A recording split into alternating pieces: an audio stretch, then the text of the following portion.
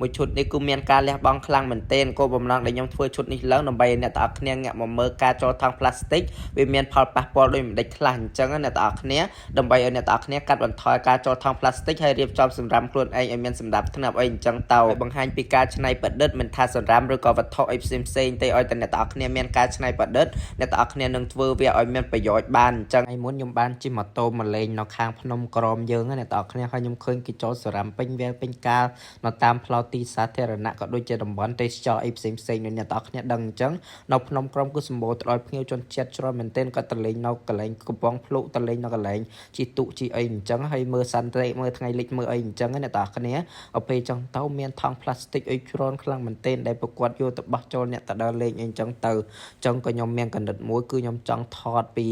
concept ថង់ប្លាស្ទិកដើម្បីឲ្យអ្នកទាំងអស់គ្នាងាកមកមើលការកាត់បន្ថយការប្រើថង់ប្លាស្ទិកអីអញ្ចឹងហើយថង់ប្លាស្ទិកដែលខ្ញុំយកមកថតហ្នឹងខ្ញុំអត់បានទិញថ្មីអីទេអ្នកទាំងអស់គ្នាខ្ញុំរើសអាថង់ដែលកន្លែងកណូសារ៉ាំដែលខ្ញុំត្រូវថតហ្នឹងយកវាមកបោកទឹកហើយយកវាមកធ្វើតែម្ដងអ្នកទាំងឲ្យកាត់បន្ថយកុំឲ្យអ្នកទាំងអស់គ្នាប្រើថង់ប្លាស្ទិកច្រើនពេកអីអញ្ចឹងនិយាយទៅអ្នកទាំងអស់គ្នាប្រើក៏ប្រើទៅឲ្យតែចាំបាច់អីអញ្ចឹងប៉ុន្តែសូមទុកដាក់សារ៉ាំខ្លួនឯងឲ្យមានលក្ខណៈថា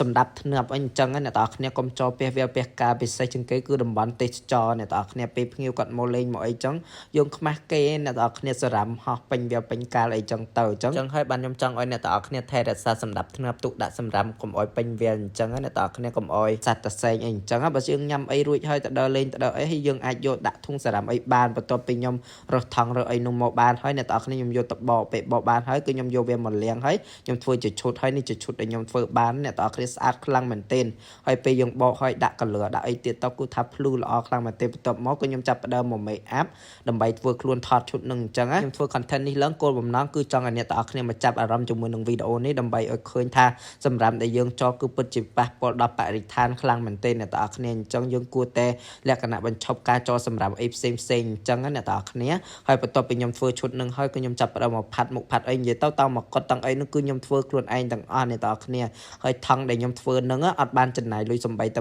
100អ្នកទាំងអស់គ្នាថង់ខ្ញុំរើសពីកន្លែងកណូសារ៉ាំនឹងហើយខ្ញុំយកមកបោកហើយធ្វើឈុតវាអញ្ចឹងអ្នកទាំងអស់គ្នាថតបង្ហាញអ្នកទាំងអស់គ្នាដោយសារតែខ្ញុំគិតថាបើសិនជាយើងធ្វើ content ថតអីធម្មតាណែនាំអីអត់សូវជាមានអ្នកចាប់អារម្មណ៍ទេត្រូវអត់អ្នកទាំងអស់គ្នាបើសិនជាយើងធ្វើអញ្ចឹងអាចនឹងគេមើលឃើញខ្លះចាប់អារម្មណ៍ហើយគេក៏ជួយថែរក្សាបរិស្ថានយើងអញ្ចឹងដើម្បីឲ្យប្រទេសរបស់យើងកាន់តែស្អាតរីកចម្រើនចឹងមុនអីអញ្ចឹងទៅបន្ទាប់ពីស្លៀកអីហើយអ្នកទាំងអស់គ្នាដើរទៅថតនឹងឯងដើរទៅរកកន្លែងកណូសារ៉ាំដែលយើងរើសហ្នឹងហើយថ្ងៃនេះខ្ញុំទៅជិះទូកអ្នកទាំងអស់គ្នា booking ទូកគេជិះអីអញ្ចឹង